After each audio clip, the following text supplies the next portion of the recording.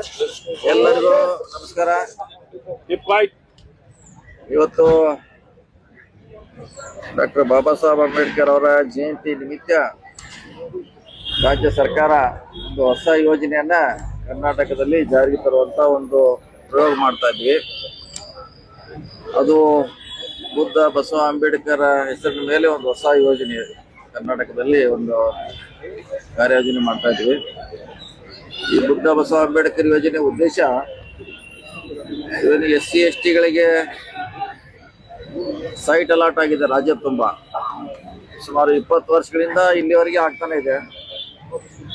ಅದು ಇಲ್ಲಿವರೆಗೆ ಡೆವಲಪ್ ಆಗಿಲ್ಲ. ಸೈಟ್ ಕೊಟ್ಟಿದ್ದಾರೆ, ಅಲ್ಲಿ ಯಾವುದೇ ಮೂಲಭೂತ ಸೌಕರ್ಯಗಳು ಅಲ್ಲಿ ಇಲ್ಲ ಆ ಕಾಲನಿಯಲ್ಲಿ. ಹೀಗಾಗಿ ಇದನ್ನೆಲ್ಲ ಗಮನದಲ್ಲಿಟ್ಕೊಂಡು ನಮ್ಮ ಇಲಾಖೆ ಈರುಳ್ಳಿ ಇಲಾಖೆಯಿಂದ ಪ್ರಥಮ ಬಾರಿಗೆ ರಾಜ್ಯದಲ್ಲಿ ಬಹುಶಃ ದೇಶದಲ್ಲೇ ಪ್ರಥಮ ಬಾರಿಗೆ ಅಂತ ಒಂದು ಪ್ರಯೋಗವನ್ನು ಮಾಡ್ತಾ ಇದ್ದೀವಿ. ಇದಕ್ಕೆ ಹಣಕಾಸಿನ ನೆರವನ್ನ ನಮ್ಮ SCP TSP ಯೋಜನೆಯಿಂದ ಸುಮಾರು 20 ಕೋಟಿಯನ್ನ ಪ್ರಾಯೋಗಿಕವಾಗಿ ಪೈಲಟ್ ಸ್ಕೀಮ್ ಮಾಡಲಿಕ್ಕೆ 20 ಕೋಟಿಯನ್ನ ನಮಗೆ SCP TSP ಇಂದ ಈ ನಮ್ಮ ಇಲಾಖೆಗೆ ಹಣ ಕೊಟ್ಟಿದ್ದಾರೆ. ಈ ಹಣವನ್ನ ಜಸ್ಟ್ ಲೈಕ್ ನಾವು ಪ್ರೈವೇಟ್ ಲೆವೆಟ್ ಯಾವ ರೀತಿ ಡೆವಲಪ್ ಮಾಡ್ತಾರೆ ಸೇಮ್ ಅಂದ್ರೆ ಪ್ರೈವೇಟ್ ಇದ್ದಂಗೆ ಇದು. ಸುಮಾರು ನಾವು 35 ರಿಂದ 40 ಲಕ್ಷ ರೂಪಾಯಿವರೆಗೆ ಖರ್ಚು ಮಾಡ್ತೀವಿ ಒಂದು ಎಕರೆಗೆ.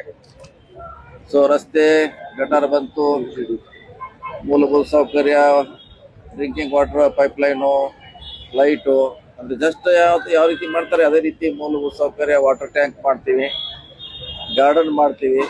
ಅವಶ್ಯವಿದ್ರೆ ಫ್ಯೂಚರ್ನಲ್ಲಿ ಅಲ್ಲಿ ಅಂಗನವಾಡಿ ಶಾಲೆಗಳನ್ನು ಕೂಡ ಕಟ್ತೀವಿ. ಸೊ ಅದಕ್ಕೆ ಪ್ರಾಯೋಗಿಕವಾಗಿ ಒಂದು ರಾಜ್ಯದಲ್ಲಿ 50 ಎಕರೆಯನ್ನ ಗುರ್ತ ಮಾಡಿದ್ವಿ, 50 acres. ಸೊ ಅದರಲ್ಲಿ ಈಗಾಗಲೇ ಲಿಸ್ಟ್ ನಲ್ಲಿ ಕೊಟ್ಟಿದ್ದೀನಿ. ಮೈಸೂರಲ್ಲಿ ಇದೆ, ಎಮ್ಕನ್ಮಡಿ, ಹುಕ್ಕೇರಿ, ಕಂಪ್ಲಿ, ಬಳ್ಳಾರಿ ಜಿಲ್ಲೆ ಕಂಪ್ಲಿ ಇದೆ, ಆಮೇಲೆ ಮೂಡಲಗಿಯಲ್ಲಿ ಇದೆ, ಸವದತ್ತಿ ಇದೆ, ಆಮೇಲೆ ಮೈಸೂರಿನಲ್ಲಿ 2 ಇದೆ.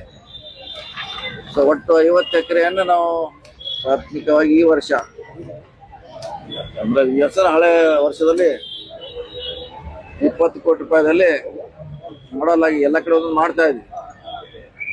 ಸೊ ಇದು ನಮಗೆ ಸ್ಯಾಟಿಸ್ಫ್ಯಾಕ್ಷನ್ ಆಯ್ತು ಅಥವಾ ಯಶಸ್ವಿ ಆದ್ರೆ ಮುಂದಿನ ಸಾರಿ ಒಂದು 1000 ಎಕರೆ ಡೆವಲಪ್ ಮಾಡೋಂತ ಗುರಿ ಇಟ್ಟಿದ್ವಿ. 1000 ಎಕರೆ ನೆಕ್ಸ್ಟ್. ಈಗಾಗಲೇ ರಾಜ್ಯದಲ್ಲಿ ಸುಮಾರು ಎಲ್ಲ ಜಿಲ್ಲೆಯಲ್ಲಿ ಅಲರ್ಟ್ ಆಗಿದ್ರಿ ಈಗಾಗಲೇ, ಆದ್ರೆ ಅದು ಡೆವಲಪ್ ಆಗಿಲ್ಲ, ಅದು ಹಾಗೆ ಉಳಿದಿದೆ. ಸೊ ಈಗ ಎಲ್ಲಿ ಸರ್ಕಾರಿ ಅಲರ್ಟ್ ಆಗಿದೆ ಅದನ್ನು ಮೊದಲನೇ ಹಂತದಲ್ಲಿ ಡೆವಲಪ್ ಮಾಡಿ ಕೊಡ್ತೀವಿ. ಮುಂದೆ ಜಾಗ ಇಲ್ಲ ಅಂದ್ರೆ ಜಾಗ ಪರ್ಚೇಸ್ ಮಾಡುವಂತ ಸ್ಕೀಮ್ ಅನ್ನು ಕೂಡ ಇತರ ತಂದಿದ್ದೀವಿ. ಅಂದ್ರೆ ಖಾಸಗಿ ಅವರ ಭೂಮಿ ಪಡೆದು ನಾವೇ ಡೆವಲಪ್ಮೆಂಟ್ ಮಾಡಿ ಅದನ್ನ ಹಂಚುವಂತ 2ನೇ ಹಂತದಲ್ಲಿ ಸೆಕೆಂಡ್ ಫೇಸ್ ನಲ್ಲಿ ಮಾಡ್ತೀವಿ. ಈಗ ಸರ್ಕಾರ ಈಗಾಗಲೇ ಸುಮಾರು ಕೊಟ್ಟಿದೆ, ಅದನ್ನ ಡೆವಲಪ್ ಮಾಡ್ಲಿಕ್ಕೆ ನಮ್ದು ಸುಮಾರು ಟೈಮ್ ಬೇಕಾಗುತ್ತೆ. ಆ ಜಾಗೆ ಮುಗಿದ ಮೇಲೆ ನೆಕ್ಸ್ಟ್ ಪರ್ಚೇಸ್ ಮಾಡ್ಲಿಕ್ಕೆ ನಾವು ನೆಕ್ಸ್ಟ್ ಸ್ಟೆಪ್ ಗ್ರಾಮೀಣ ಪ್ರದೇಶದಲ್ಲಿ ಒಂದು ಮಾಡ್ತಾ ಇದೀವಿ, ಪಟ್ಟಣ ಪಂಚಾಯತಿ, ನಗರಸಭೆ, ಅಂದ್ರೆ 3ಕ್ಕೂ ರೇಟ್ ಬೇರೆ ಬೇರೆ ಇಟ್ಟಿದ್ವಿ ಪರ್ಚೇಸ್ ಮಾಡ್ಲಿಕ್ಕೆ. ಸೊ ಅದು 2ನೇ ಹಂತದಲ್ಲಿ. ಈಗ ನಮ್ಮ ಇರೋ ಜಮೀನನ್ನು ಮಾತ್ರ ನಾವು ಡೆವಲಪ್ ಮಾಡ್ತಾ ಇದ್ವಿ. ಈಗ ನಿಮ್ ಡೀಟೇಲ್ಸ್ ಕೂಡ ಕೊಟ್ಟಿದೀವಿ, ಎಲ್ಲೆಲ್ಲಿ ಡೆವಲಪ್ ಮಾಡ್ತಾ ಇದೀವಿ ಅಥವಾ ರೂಲ್ಸ್ ರೆಗ್ಯುಲೇಷನ್ ಏನಿದೆ ಅಂತ ಒಂದು ಆದೇಶವನ್ನು ಕೂಡ ನಿಮಗೆ ಕೊಟ್ಟಿದ್ದೇವೆ. ಸೊ ಇದು ರಾಜ್ಯದಲ್ಲೇ ಪ್ರಥಮ. ಈಗಾಗಲೇ ನಾವು ಸುಮಾರು SC ST ನಾವು ಸೈಟ್ ಕೊಟ್ಟರು ಕೂಡ ಅದನ್ನ ಯುಟಿಲೈಸ್ ಮಾಡಿಲ್ಲ ಅವರು. ಕಾರಣ ಅಂದ್ರೆ ಅಲ್ಲಿ ಏನು ಡೆವಲಪ್ ಇಲ್ಲ, ಅಲ್ಲಿ ಯಾರು ಹೋಗ್ಲಿಕ್ಕೆ ಇಚ್ಛೆ ಪಡೋಲ್ಲ. ಇದನ್ನೆಲ್ಲ ನಾವು ಮಾಡಿದ್ಮ್ಯಾಗ 100ಕ್ಕೆ 100 ಅಲ್ಲಿ ಹೋಗ್ತಾರೆ. ಅವ್ರದೇ ಅಂತ ಕಾಲನಿ ಆಗ್ತೈತೆ. ಅವರು ಒಂದು ಒಳ್ಳೆ ವಾತಾವರಣದಲ್ಲಿ ಅವ್ರಿಗೆ ಇರ್ಲಿಕ್ಕೆ ಒಂದು ಅನುಕೂಲ ಆಗ್ತೈತೆ. ಸೊ ಆ ನಿಟ್ಟಿನಲ್ಲಿ ಹೊಸ ಕಾರ್ಯಕ್ರಮವನ್ನ ಬುದ್ಧ ಬಸವ ಅಂಬೇಡ್ಕರ್ ಎಂಬ ಹೆಸರಿನ ಮೇಲೆ ಅದನ್ನ ಡಾಕ್ಟರ್ ಬಾಬಾ ಸಾಹೇಬ್ ಅಂಬೇಡ್ಕರ್ ಅವರ ಜಯಂತಿ ನಿಮಿತ್ತ ಇದನ್ನ ಘೋಷಣೆ ಮಾಡ್ಲಿಕ್ಕೆ ನನಗೆ ಬಹಳ ಸಂತೋಷ ಆಗ್ತದೆ, ಆಸೆ ಆಗ್ತದೆ.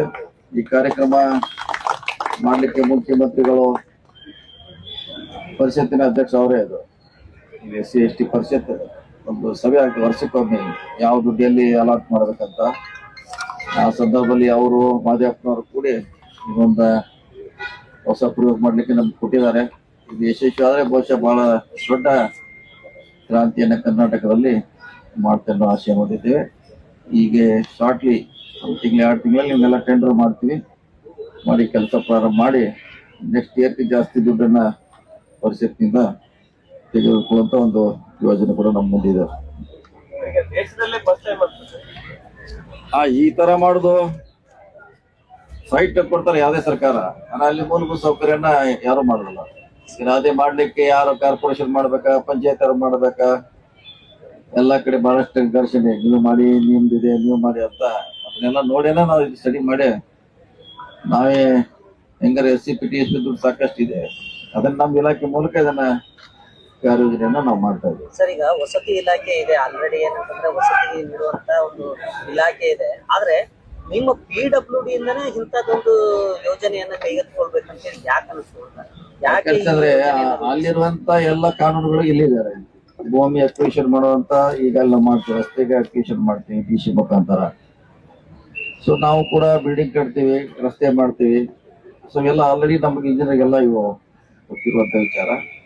ಸೊ ಅದೆಲ್ಲ ಈಗ ಅವರು ಯಾರೋ ಈಗ ಹಂಚಿಕೆ ಮಾಡಿದ್ದಾರೆ. ಈಗ ಪೂರ್ಣ ಪ್ರಮಾಣದಲ್ಲಿ ಅಲ್ಲಿ ಡೆವಲಪ್ ಮಾಡೋದು, ಅವರು ಸೈಟ್ ಮಾತ್ರ ಕೊಡ್ತಾರೆ ಅವರು ನಿಮಗೆ. ಅದ್ರಲ್ಲಿ ಯಾವ ರೀತಿಯಿಂದ ಸೌಕರ್ಯ ಇಲ್ಲದಿಂದ 20 ವರ್ಷವರೆಗೆ ಇಲ್ಲಿವರೆಗೆ ಬಹಳಷ್ಟು ಆಗಿಲ್ಲ, 20 years ಆಯ್ತು. ಕಾರಣ ಅಂದ್ರೆ ಅಲ್ಲಿ ಮೂಲಭೂತ ಸೌಕರ್ಯ ಇಲ್ಲ. ಅದನ್ನೇ ಗಮನಿಸಿ ನಾವು SCPTS ಪಡೆದು ನಮ್ಮ ಇಲಾಖೆ ಮುಖಾಂತರ ಮಾಡಿ ಮತ್ತೆ ಅವ್ರಿಗೆ ಹ್ಯಾಂಡ್ ಓವರ್ ಮಾಡ್ತೀವಿ. ಯಾವ ಸಂಬಂಧಪಟ್ಟ ಅವ್ರಿಗೆ ಇರ್ತೈತೆ, ನಾವು ಜಸ್ಟ್ ಡೆವಲಪ್ ಮಾಡೋದು ಏಜೆನ್ಸಿ ಅಷ್ಟೇ ಗುರುತಿಸ್ತೀವಿ, ಅದನ್ನ ಡೆವಲಪ್ ಮಾಡ್ತೀವಿ. ಎಲ್ಲ CU ಪತ್ರ ಬರಿತಾ ಇದೀವಿ, ನಿಮ್ಮಲ್ಲಿ ಯಾವ ಆಲ್ರೆಡಿ ಅಲಾಟ್ ಆಗಿದ್ರೆ ಕುಡಿಯತ್ತ. ಈಗ ನಮ್ಮ ಬೆಳಗಾವಿಯಿಂದ 3-4 ಅಲಾಟ್ ಆಗಿದ್ದು ಇದೆ, ಅದನ್ನ ಡೆವಲಪ್ ಮಾಡ್ಲಿಕ್ಕೆ ನಾವು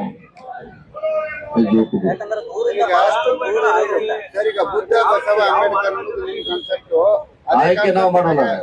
ಆಯ್ಕೆ ಮಾಡೋದು ಪಂಚಾಯತಿ ಕನ್ಸರ್ನ್ ಅಥಾರಿಟಿ. ಅವ್ರಿಗೆ ಎಲ್ಲಿ ಡೆವಲಪ್ ಅಲಾಟ್ ಮಾಡಿರ್ತಾರ ಅಲ್ಲಿ ಹೋಗಿ ಡೆವಲಪ್ ಮಾಡೋರು ಅಷ್ಟೇ. ನಾವು ನಮ್ದು ಹಂಚಿಕೆ ಎಲ್ಲ ಪಾತ್ರ ಇಲ್ಲ. ಆಲ್ರೆಡಿ ಈಗ ಎಲ್ಲ ಕಡೆ ಹಂಚಿಕೆ ಮಾಡಿದಾರೆ, ಈಗ ನಮ್ದೇನ್ ಪಾತ್ರ ಇಲ್ಲ. ನಾವು ಡೆವಲಪ್ ಮಾಡೋರು ಅವ್ರಿಗೆ ಮತ್ತೆ ವಾಪಸ್ ಅವ್ರಿಗೆ ಮಾಡ್ತೀವಿ. ಸಂಪೂರ್ಣ ಆಯ್ಕೆ ಅಧಿಕಾರ ಗ್ರಾಮ ಪಂಚಾಯತಿಗೆ ಇರುತ್ತೆ. ಗ್ರಾಮ ಪಂಚಾಯತಿ ಯಾರು ಹಿಂಗಿದ್ದಾರೆ, ಏನ್ ಮುಂಚೆ ಏನಿದೆ ಅದೇ ಸೇಮ್ ಕಂಟಿನ್ಯೂ ಆಗುತ್ತೆ. ಇದ್ರಲ್ಲೇನು ನಮ್ಮ PWD ಇಲಾಖೆ ಪಾತ್ರ ಹಂಚಿಕೆಯಲ್ಲಿ ಏನಿದೆ.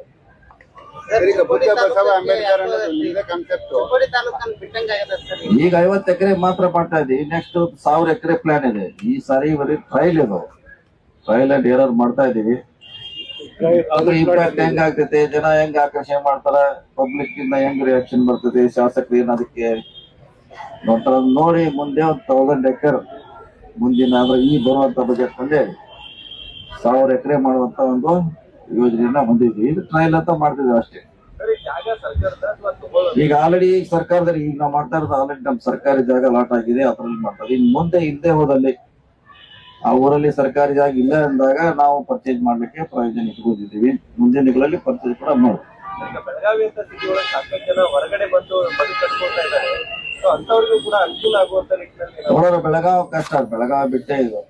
ಯಾಕಂದ್ರೆ ಇಲ್ಲಿ ಲ್ಯಾಂಡ್ ಕಾಸ್ಟ್ಲಿ ಇದೆ. ನಾವು 50 ಲಕ್ಷ ರೂಪಾಯಿ ಪ್ರೊವೈಡ್ ಮಾಡಿದ್ವಿ. ಅದು ನಗರಸಭೆ ಆಗ್ತಿಲ್ಲ 50-60 ಲಕ್ಷ ಸಿಗ್ಬೋದು. 50 ಲಕ್ಷಕ್ಕೆ ಹೆಚ್ಚಿಗೆ ಆದ್ರೆ ಅವರೇ ವಂತಿಕೆ ಆಗ್ತದೆ. ತಪ್ಪು 60 ಲಕ್ಷ ಆದ್ರೆ ಸೊ ಅದರಲ್ಲಿ 30 ಜನ ಬರ್ತಾರೆ. ಅವ್ರು 30,000 ರೂಪಾಯಿ ಅಡಿಷನಲ್ ಹಾಕಿ ಆ ಭೂಮಿ ಖರೀದಿ ಮಾಡುವಂತ ಪ್ರಯೋಜನ ಇಟ್ಟಿದ್ವಿ. ನಮ್ದು ಲಿಮಿಟ್ ಮೀರಿ ಹೋದ್ರೆ ಅವರೇ ವಂತಿಕೆ ಹಾಕ್ಬೇಕು. ಒಂದು 10,000 ಆಗ್ಬೋದು, 20 ಆಗ್ಬೋದು, 30 ಆಗ್ಬೋದು ಅಷ್ಟೇ. ನಮ್ದೇನಿಲ್ಲ, ಅದೇ ನಮ್ ಮಾಡ್ದಂಡಲ್ಲ. ಅದು ಮಾಡೋದು ಪಂಚಾಯತಿ ನಗರಸಭೆ ಅವ್ರು ಹಂಚಿಕೆ ಮಾಡ್ತಾರೆ. ನಮ್ದು ಬರೀ ಡೆವಲಪ್ಮೆಂಟ್ ಅಷ್ಟೇ, ನಾವೇನ್ ಹಂಚಿಕೆ ಮಾಡೋಲ್ಲ, ಹಂಚಿಕೆ ಆಗೋದು ಅಷ್ಟೇ. ಸರ್, ಈಗ ಆಲ್ರೆಡಿ ವಸತಿ ಇಲಾಖೆಯಿಂದ ಇದೆ, ಯಾರಿಗೆ ಭೂಮಿ ಇದೆಯೋ ಅವ್ರಿಗೆ ಏನೈತಿ ಅವರೇ ನೇರವಾಗಿ ಅನುದಾನ ಕೊಡ್ತಾ ಇದ್ದಾರೆ. ಅದಕ್ಕೆ ಮನೆ ಕಟ್ಸ್ಕೊಳ್ಳಿಕ್ಕೆ ಸಹಾಯಧನ ಅವ್ರನ್ನೇನ್ರಿ ಇದ್ರೊಳಗೆ ಇನ್ಕ್ಲೂಡ್ ಮಾಡ್ತಾ ಇದ್ದಾರೆ ಸರ್? ಯಾಕಂತಂದ್ರೆ ನಮ್ದು ಜಾಗದ ಅಷ್ಟೇ ಡೆವಲಪ್ಮೆಂಟ್, ಮನೆ ಕಟ್ಟಲಿಕ್ಕೆ ಈ ಯೋಜನೆ ಉಪಯೋಗ ಮಾಡ್ಕೋಬಹುದು. ಈಗ ಅಷ್ಟೇ ಅಂಬೇಡ್ಕರ್ ಏನ್ ಯೋಜನೆ ಅದಲ್ಲ, ಇದನ್ನ ತಂದು ಅಲ್ಲಿ ಹಾಕ್ಬೋದು. ಅವರು ಸ್ವಲ್ಪ ದುಡ್ಡು ಸೇರಿಸಿದ್ರೆ ಒಳ್ಳೆ ಮನೆ ಕಟ್ಕೋಬಹುದು. ಬೇರೆ ಸ್ಕೀಮ್ ಮನೆಗಳೆಲ್ಲ ಎಲ್ಲಿ ಹಾಕ್ಲಿಕ್ಕೆ ಅವಕಾಶ ಇದೆ. SCPS ಅನುದಾನ ದುರ್ಬಳಕೆ ಆಗ್ತಿದೆ ಅನ್ನುವಂಥದ್ದು ಸಾಕಷ್ಟು ಚರ್ಚೆಗಳಾಗ್ತಾ ಇದ್ವು. ಬಟ್ ಇದೊಂದು ಯೋಜನೆ ಅದಕ್ಕೊಂದು ಅನುಕೂಲ ಆಗುವಂತ ನಿಟ್ಟಿನಲ್ಲಿ ಮಾಡ್ತಾ ಇದ್ದೀವಿ. ಅದಕ್ಕೆ ನಾವು ಇದು ಅಲ್ಲಿಂದ ಹಣ ಪಡೆದು ಮಾಡ್ತಾ ಇದೀವಿ. ಇದು ಸಕ್ಸಸ್ ಆದ್ರೆ ಮುಂದೆ ಇನ್ನೂ ಹೆಚ್ಚಿನ ದೊಡ್ಡ ಪ್ರಮಾಣದಲ್ಲಿ ಮಾಡುವಂತ ಈ ವರ್ಷದ ಹೊಸ ಬಜೆಟ್ ಅಲ್ಲಿ ನಮ್ದು ಚಿಂತನೆ ಇದೆ. ಅದರ ಮುಖ್ಯಮಂತ್ರಿಗಳು ಸರ್ಕಾರ ಗಮನಕ್ಕೆ ತರುವಂತ ಪ್ರಯತ್ನ ಮಾಡ್ತೀವಿ. ಸರ್, ಈಗ ಹಂಚಿಕೆ ಮಾಡುವಂತ ಸಂದರ್ಭದಲ್ಲಿ ಅವ್ರು ಏನಾದ್ರೂ ಪ್ರಾಥಮಿಕವಾಗಿ ಏನಾದ್ರು ಅವ್ರ ವಂತಿಕೆಯನ್ನ ಕಟ್ಟಬೇಕಾ ಅಂತ ಇದರಲ್ಲಿ ಡಿಟೇಲ್ ಆಗಿ ಬರ್ದಿದ್ದೀವಿ. ಅದು DC ಅವ್ರಿಗೆ ವಂತಿಕೆಯನ್ನ ಕಟ್ಟಬೇಕು. DC ಅವ್ರಿಗೆ, DC ಅವ್ರು ಪೇಮೆಂಟ್ ಮಾಡ್ತಾರೆ. ಸೊ ನಮ್ಮ ಹೆಚ್ಚಿಗೆ ಆದ್ರೆ ಡಿ ಸಿ ಅವ್ರ ಕಡೆ ಬಂದು ಅವರು ಪಂಚಾಯತಿ ಅವರು ಸಂಬಂಧಪಟ್ಟವರು ಹೆಚ್ಚಿಗೆ ರಿಮೈನ್ ಅಮೌಂಟ್ ಅವ್ರಿಗೆ ಕಟ್ಟರೆ ಅದನ್ನ ಅದು ಓನರಿಗೆ ಪೇಮೆಂಟ್ ಡಿ ಸಿ ಅವರು ಮಾಡ್ತಾರೆ. ಈಗ ಬುದ್ಧ ಬಸವ ಅಂಬೇಡ್ಕರ್ ನಿಮ್ಮ ಸಿದ್ಧಾಂತ ನಿಮ್ಮ ಕಾನ್ಸೆಪ್ಟ್ ನಿಮ್ಮ ಯೋಜನೆನೂ ನಿಮ್ದೇ ಕಾನ್ಸೆಪ್ಟ್ ಅಂತ ಸರ್ಕಾರಕ್ಕೆ ನಮ್ಮ ಯೋಜನೆ ನಾವು ಯಾಕಂದ್ರೆ ಸುಮಾರು ಕಡೆ ವಾಸ ಮಾಡಿದಾಗ ಇಂತಲ್ಲಿ ಅಲಾಟ್ ಆಗಿದೆ 10 ವರ್ಷದಿಂದ 20 ವರ್ಷದಿಂದ ಯಾರು ಹೋಗಿಲ್ಲ ಅಲ್ಲಿ ಅಂತ ಕೇಳ್ತೀವಿ. ನಮ್ಮ ಜಿಲ್ಲೆಯಲ್ಲಿ ಕೂಡ ಅಂತ ಇದೆ. ನಮ್ಮ ಜಿಲ್ಲೆಯಲ್ಲಿ ಕೂಡ 20 ವರ್ಷದಿಂದ ಯಾರು ಹೋಗಿಲ್ಲ. ಕಾರಣ ಅಂದ್ರೆ ಅಲ್ಲಿ ಏನೂ ಇಲ್ಲ. ಊರಿಂದ 1 ಕಿಲೋಮೀಟರ್ 2 ಕಿಲೋಮೀಟರ್ ದೂರ ಇರ್ತದೆ. ಅಲ್ಲಿ ಯಾವುದೇ ಮೂಲಭೂತ ಸೌಕರ್ಯ ಯಾರು ಹೋಗಲ್ಲ. ಎಲ್ಲ ನಾವು ಸೌಕರ್ಯ ಮಾಡಿಕೊಟ್ಟಾಗ ಖಂಡಿತವಾಗಿ ಅಲ್ಲಿ ಹೋಗ್ತಾರ. ಹೊಸ ಅವರ ಬದುಕು ಪ್ರಾರಂಭ ನಮ್ಮ ಕನಸಿದೆ. ಸರ್, ಕಳೆದ ಬಾರಿ ಬಾಬಾ ಸಾಹೇಬ್ ಅಂಬೇಡ್ಕರ್ ಆವಾಸ್ ಯೋಜನೆಗಳನ್ನ ಈಗಾಗಲೇ ಅರ್ಧಂಬರ್ಧ ಕಟ್ಟಿ ಹಂಗೆ ಉಳಿದ್ಬಿಟ್ಟಿದ್ರು ಸರ್. ಅದಕ್ಕೆ ಅನುದಾನಗಳನ್ನು ಕೆಲವೊಂದು ಕಡೆ ಗ್ರಾಮ ಪಂಚಾಯತಿಗಳಿಗೆ ಹೋಗ್ಲಿಲ್ಲ. ಇದ್ರ ಕಡೆ ಏನಾದ್ರೂ ಸರ್ಕಾರ ನೋಡಿದಾಗ ಈ ಯೋಜನೆಗೆ ಏನಾದ್ರೂ ಅದನ್ನ ಇದು ಕಳೆದ 3 ವರ್ಷಗಳಿಂದ ನಾವು ಒಂದು ಮನೆ ಕೊಟ್ಟಿಲ್ಲ. ಕಾರಣ ಅಂದ್ರೆ ಹಿಂದಿನವರು ಎಕ್ಸೆಸ್ ಕೊಟ್ಟೋಗಿದ್ರು. ಅದನ್ನ ಪೇಮೆಂಟ್ ಮಾಡ್ಲಿಕ್ಕೆ ಈಗ ನೀವು ಹೇಳ್ದಂಗೆ ಅದು ಅರ್ಧಂಬರ್ಧ ಆಗಿದ್ದನ್ನ ಪೂರ್ಣಗೊಳಿಸ್ಲಿಕ್ಕೆ ನಮ್ಮ ಹೊಸದನ್ನ ಸ್ಟಾಪ್ ಮಾಡಿದೀವಿ. ಹಳೆದನ್ನ ಮುಗಿಸ್ತಾ ಇದ್ವಿ. ಈ ವರ್ಷದಿಂದ ಹೊಸದು ಕೊಡ್ತೀವಿ. ಈ ವರ್ಷ ಹೊಸ ಮನೆಗಳನ್ನ ಸರ್, ಒಟ್ಟಾರೆ ಫ್ರೀ ಇರುತ್ತಾ? ಸಂಪೂರ್ಣವಾಗಿ ಸಂಪೂರ್ಣವಾಗಿ ಫ್ರೀ ಇದೆ. ಫಲಾನುಭವಿಗಳು ಸಂಪೂರ್ಣವಾಗಿ ಫ್ರೀ ಇದ್ರಾಗಿಲ್ಲ. ಯಾಕಂದ್ರೆ ಇದು ಗೌರ್ಮೆಂಟ್ ಲ್ಯಾಂಡ್ ಡೆವಲಪ್ಮೆಂಟ್ ನಾವು ಕೊಡ್ತೀವಿ. ಇನ್ನು ಪರ್ಚೇಸ್ ಮಾಡ್ರು ಕೂಡ ಅದಕ್ಕೊಂದು ಲಿಮಿಟೇಷನ್ ಇದೆ. ಜಾಸ್ತಿ ಆದ್ರೆ ಅವ್ರು ಹಾಕ್ಬೇಕು. ಇಲ್ಲಾಂದ್ರೆ 20 ಲಕ್ಷದಾಗ ಎಕರೆ ಸಿಕ್ಕರೆ ಅವ್ರೇನ್ ಹಾಕೋದು ಅವಶ್ಯಕತೆ ಇಲ್ಲ. ನಾವು ಮಾಡ್ತೀವಿ. ಸಚಿವ ಸಂಪುಟ ಪುನರ್ರಚನೆ ಆಗತ್ತ ಅಂತ. ಯಾಕಂದ್ರೆ ಈಗ ಸಾಕಷ್ಟು ಏನಿಲ್ಲ, ಅದು ಬೇಡ. ಈಗ ಅದು ಬೇಡ. ಮುಗಿದು ಎಷ್ಟು ಸಲ ಹೇಳಿ ಸರ್, ಈಗ ಹಳ್ಳಿಯಾಗದವ್ರನ್ನ ವಜಾ ಮಾಡಿದ್ದಾರೆ. ಅದು ಅಲ್ಲೇ ಬೆಂಗಳೂರಾಗ ಹೇಳೋಣ. ಈಗ ಇಂಪಾರ್ಟೆಂಟ್ ಇದೆ. ಇದನ್ನ ಮಾಡೋಣ ಫಸ್ಟ್. ಸರ್, ಈಗ ಹಳ್ಳಿಯಾಗ ಸರ್ಕಾರಿ ಜಾಗನೂ ಸಿಗ್ತಾವು. ಬಡವ್ರಿಗೆ ಅನುಕೂಲ ಮಾಡಿ ಕೊಡ್ಬೋದು. ಈಗ ಸಿಟಿ ಲೆವೆಲ್ಗೆ ಬೆಳಗಾವಿ ಅಂತ ಸಿಟಿ ಒಳಗೆ ಬಹಳಷ್ಟು ಜನ ಬಡವರು ವಂಚಿತರಾಗ್ತಾ ಇದಾರೆ. ಅವ್ರಿಗೆ ನಿವೇಶನೂ ಇಲ್ಲ. ಅವ್ರ ಮನೆ ಕಟ್ಕೊಳಕ ಅದು ಖರೀದಿ ಮಾಡಕ್ಕೂ ಸಾಧ್ಯ ಇಲ್ಲ.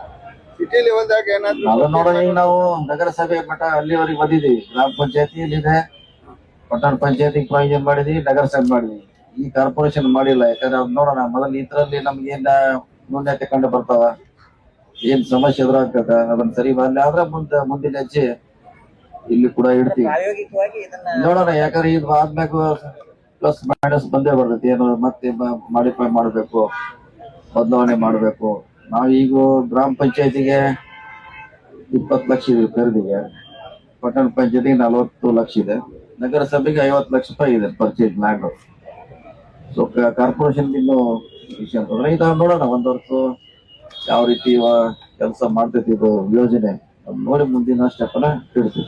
ಈಗ ಸಾಕಷ್ಟು ಯೋಜನೆಗಳು ಕೆಳ ಹಂತದವರೆಗೂ ಕೂಡ ತಲುಪಂಗಿಲ್ಲ ಅನ್ನುವಂಥದ್ದು. ನೀವೇನಾದ್ರೂ ಈ ಒಂದು ಯೋಜನೆ ಒಳಗೆ ಹೊಸ ಪ್ಲಾನ್ ಅನ್ನ ಮಾಡ್ಕೊಳ್ತಾ ಇದ್ದಾರೆ? ಯಾಕಂದ್ರೆ ಇದ್ದವರೇ ಸ್ವಲ್ಪ ಇನ್ಫ್ಲೂಯೆನ್ಸ್ ಬಳಸಿ ಅವನ್ನ ತಗೊಳ್ಳುವಂತದ್ದು ಆಗ್ತಾ ಇದೆ ಸರ್ ಕಡೆಗಳಲ್ಲಿ. ಅಲ್ಲ, ಅದ್ರಲ್ಲೇ ನಮ್ಮ ಪಾತ್ರ ಇದೆ. ಇದು ಆಯ್ಕೆ ಮಾಡುದು ಗ್ರಾಮ ಪಂಚಾಯತಿ, ನಗರಸಭೆ, ಪಟ್ಟಣ ಪಂಚಾಯತಿ ಮಾಡ್ತಾರೆ. ಅವ್ರಿಗೆಲ್ಲ 1-2 ಎಕರೆ ಕೊಡ್ತಾರೆ ಅಷ್ಟು. ಅಲ್ಲಿ ಹೋಗಿ ನಾವು ಅದನ್ನ ಪ್ಲಾನ್ ಮಾಡಿ ಡೆವಲಪ್ ಮಾಡ್ತೀವಿ ಅಷ್ಟೇ. ಅದು ಅಲಾಟ್ಮೆಂಟ್ ಎಲ್ಲ ಅವ್ರದೇ. ನಮ್ದು ಅಲಾಟ್ಮೆಂಟ್ ವಿಚಾರದಲ್ಲೂ ಸ್ವಲ್ಪ ಅಲ್ಲ, ಅಲ್ಲೇ ಆಗಿರ್ಬೋದು. ಅಲ್ಲೇ ಆಗಿದ್ದಾಗಲೇ ಅಥಾರಿಟಿ ಅವ್ರು ಮಾಡ್ಬೇಕು. ನಮ್ದು ಅದಕ್ಕೂ ಏನು ಸಂಬಂಧ ಇಲ್ಲ. Only development. ಪಾರದರ್ಶಕವಾಗಿ ನಡಿಬೇಕಾದ್ರೆ ನಾವು ಯಾವ ರೀತಿ ಪ್ಲಾನ್ ಮಾಡ್ತೀವಿ?